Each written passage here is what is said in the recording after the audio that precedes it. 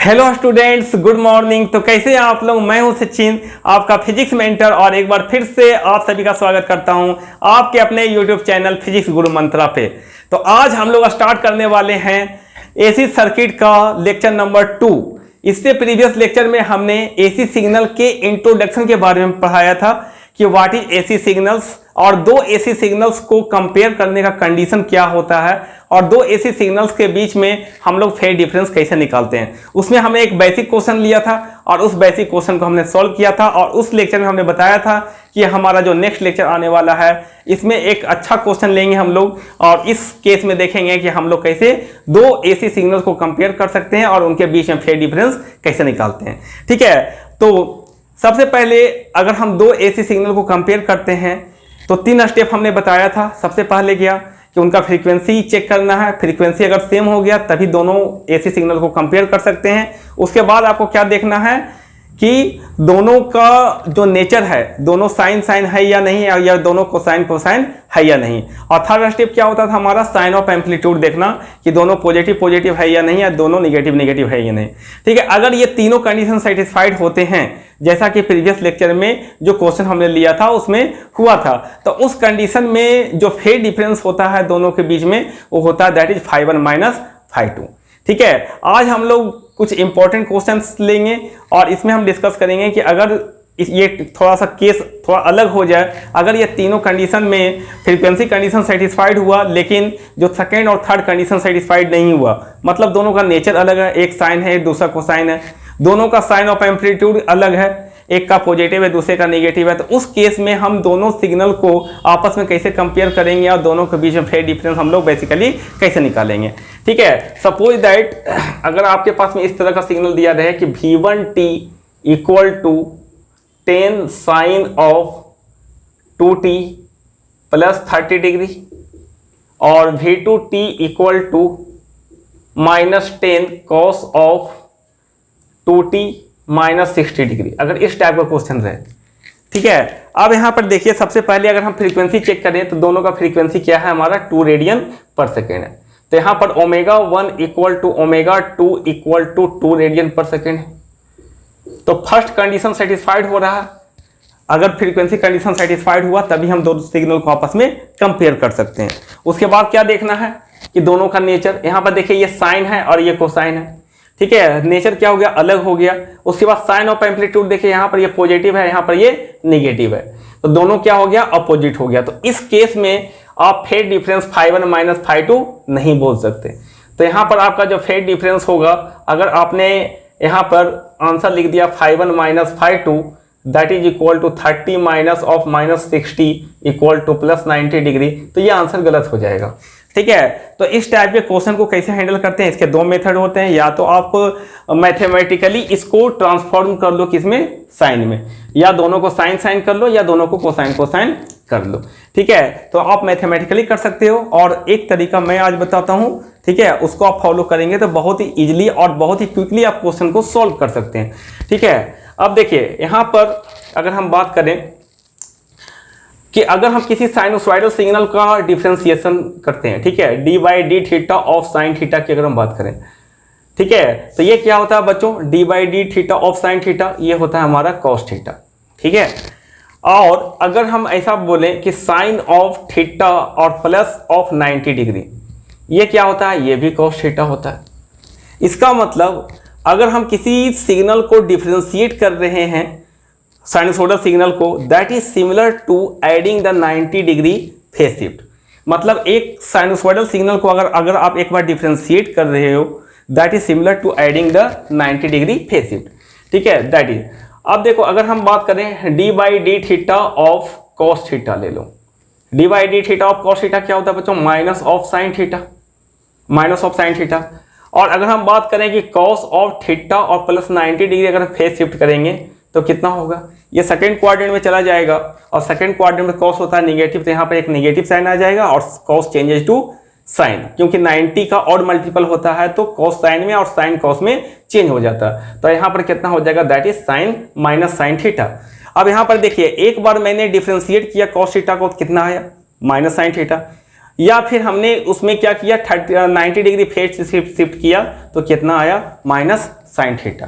ठीक है, अब यहाँ से आपको पता चल गया होगा कि अगर हम किसी साइनोसोडल सिग्नल को डिफरेंशिएट कर रहे हैं एक बार, मतलब उसमें 90 डिग्री का पॉजिटिव फेज शिफ्ट कर रहे हैं। ठीक है, चलिए अब इसी कॉन्सेप्ट को आगे बढ़ाते हुए हम एक सर्कल बनाएंगे जिसे हम बोलेंगे क्या, फेज सर्कल। ठीक है, अब देखिए यहाँ पर अगर हम बात करें तो देखो ये होता है हमारा क्वाड्रेंट, ये होता है हमारा क्वाड्रेंट। ठीक है, अब देखिए ये होगा हमारा जहां से हम लोग एंगल का मेजरमेंट करते हैं बच्चों। ठीक है, ये आपका होता है 0 डिग्री लाइन, ये होता है क्या, 0 डिग्री लाइन। और इसी 0 डिग्री लाइन जिसको हमने क्या बोला, दैट इज बेस लाइन, ये आपका क्या होता है, रेफरेंस लाइन या बेस लाइन। और इसी बेस लाइन से हम लोग क्या करते हैं, एंगल का मेजरमेंट करते हैं। अगर इस बेस लाइन से एंटी क्लॉकवाइज डायरेक्शन में अगर आप चलोगे, एंटी क्लॉकवाइज डायरेक्शन में, तो एंगल को क्या लेंगे, पॉजिटिव मेजर करेंगे। और अगर यहाँ से हम क्लॉकवाइज डायरेक्शन में चलते हैं, क्लॉकवाइज डायरेक्शन में, तो एंगल क्या लेंगे, नेगेटिव लेंगे। ठीक है, ये आपका साइन कन्वेंशन होता है, ये 0 डिग्री लाइन है। अब देखिए यहाँ से अगर हम लोग चलेंगे एंटी क्लॉकवाइज डायरेक्शन में, यहाँ से पहुँच गया मैं इस एक्सिस पे। ठीक है, ये आपका एक्स एक्सिस है, ये आपका वाई एक्सिस है, ये निगेटिव वाई एक्सिस और ये आपका negative x axis, that is x dash. यहाँ से हमने क्या किया, 90 डिग्री फेज शिफ्ट किया। तो 90 डिग्री फेज शिफ्ट किया, कहाँ पहुँच गए, पॉजिटिव वाई एक्सिस पे। फिर यहाँ पर हमने क्या किया, फिर 90 डिग्री चला तो कहाँ पहुँच गया, नेगेटिव एक्स एक्सिस पे। फिर यहाँ से 90 डिग्री चलने के बाद पहुँच गया क्या, नेगेटिव वाई एक्सिस पे। ठीक है, हमने क्या किया, 90 डिग्री आगे बढ़ते चला जाना है। ठीक है, अब देखिए ये आपका हो गया क्या, प्लस 90 डिग्री, उसके बाद फिर यहाँ से आपका प्लस 90 डिग्री। ठीक है, अब एक चीज बताइए बच्चों, cos of 0 degree, cos of 0 degree का वैल्यू क्या होता है, 1। कॉस 0 डिग्री का वैल्यू होता है 1।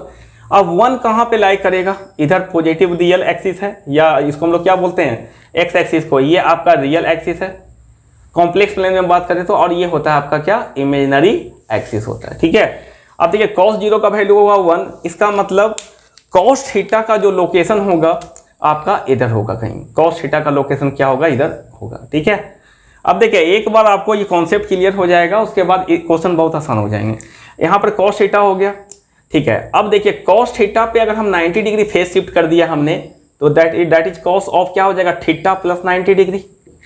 ठीक है, और ये क्या बन जाएगा हमारा, that is minus sine theta.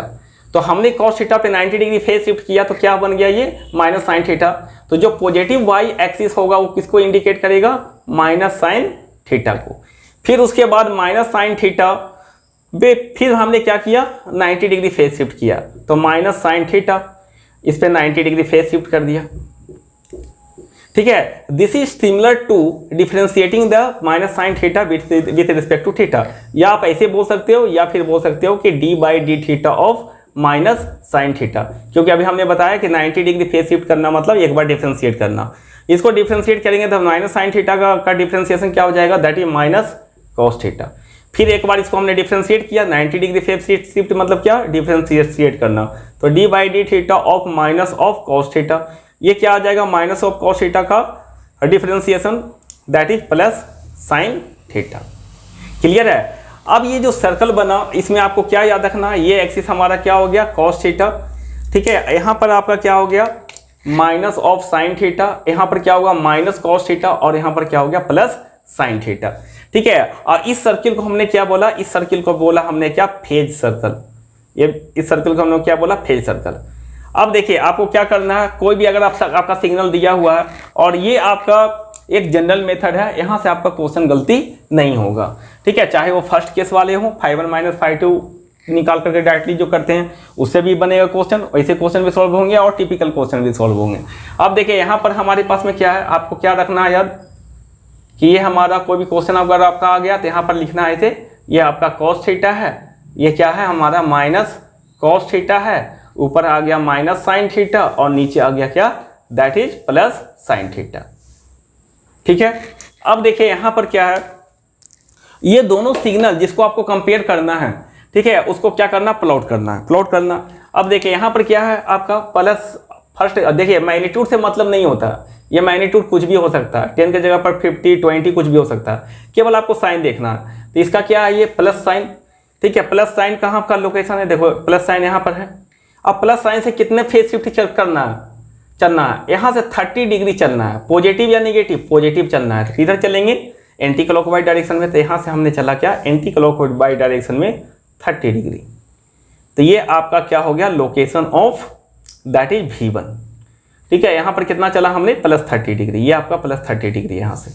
ठीक है, अब देखिए साइन थीटा, यहाँ पर थीटा +30 डिग्री। ठीक है, अब देखिए V2 को देखिए, V2 क्या, माइनस कॉस, V2 क्या है, माइनस कॉस। माइनस कॉस कहाँ पे है, यहाँ पे है माइनस कॉस, और यहाँ पर एंगल कितना चलना है थीटा से, ये माइनस कॉस थीटा, इसमें एंगल चलना है -60 डिग्री। तो -60 डिग्री किधर चलोगे, माइनस कॉस थीटा से 60 डिग्री माइनस में चलना है, क्लॉकवाइज चलेंगे। तो आपका यहाँ से हम क्लॉकवाइज चलेंगे कितना, 60 डिग्री, 60 डिग्री चलेंगे। तो ये आपका हो गया location of, this is the location of V2 और ये लोकेशन ऑफ V1। ठीक है, अब देखिए ये दोनों के बीच में हमको एंगल देखना है कि V1 और V2 के बीच में कितना एंगल बन रहा है। ठीक है, देखिए ये 60 हो गया और ये आपका हो गया कितना, 90 डिग्री, और ये 30 + 60। तो ये टोटल एंगल कितना हो गया इसके बीच में बच्चों, 180 डिग्री। कितना हो गया, ये 180 डिग्री स्ट्रेट लाइन बन गया। स्ट्रेट लाइन पे कितना एंगल बनता है, 180 डिग्री का। ठीक है, इसका मतलब अब देखो V1 और V2 के बीच में जो फेज डिफरेंस हमारा हुआ, phase difference that is equal to 180 degree का फेज शिफ्ट हुआ। तो चलिए ये दोनों के बीच में फेज डिफरेंस कितना निकल गया, दैट इज 180 डिग्री का। अब इसमें क्वेश्चन ये राइज होता है कि कौन सा सिग्नल लीड करेगा और कौन सा सिग्नल लैग करेगा। तो देखिए आपको कॉन्सेप्ट याद रखना है कि हम 0 डिग्री लाइन के रिस्पेक्ट में चलेंगे। जो ज़्यादा पॉजिटिव एंगल पे होगा वो लीड करेगा, जो कम पॉजिटिव एंगल पे होगा वो लैग करेगा। अब देखिए यहाँ से अगर हमने चला, यहाँ पर 0 डिग्री, ये क्या है, 0 डिग्री लाइन है, यहीं से सारा एंगल का मेजरमेंट होता है। तो यहाँ से सबसे पहले मैं जब चला तो क्या मिला, V2 मिला, उसके बाद क्या मिला, तब V1 मिला। तो ज़्यादा पॉजिटिव एंगल पे कौन सा, दैट इज V1। ठीक है, यहाँ से 0 डिग्री लाइन के रिस्पेक्ट में चलना है। ठीक है, ये V2 मिला, उसके बाद क्या मिला, V1 मिला।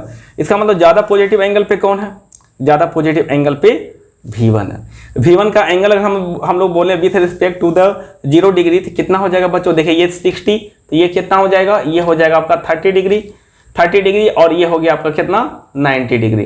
तो 90 और 30 कितना हो गया, 120 डिग्री। मतलब V2 का जो आपका लोकेशन है विथ रिस्पेक्ट टू 0 डिग्री, ये 120 डिग्री पे है, और इसके बाद में ये आपका 180 डिग्री और इसमें ऐड कर लो तो कितना हो जाएगा, 120 प्लस इतना 300 डिग्री पे।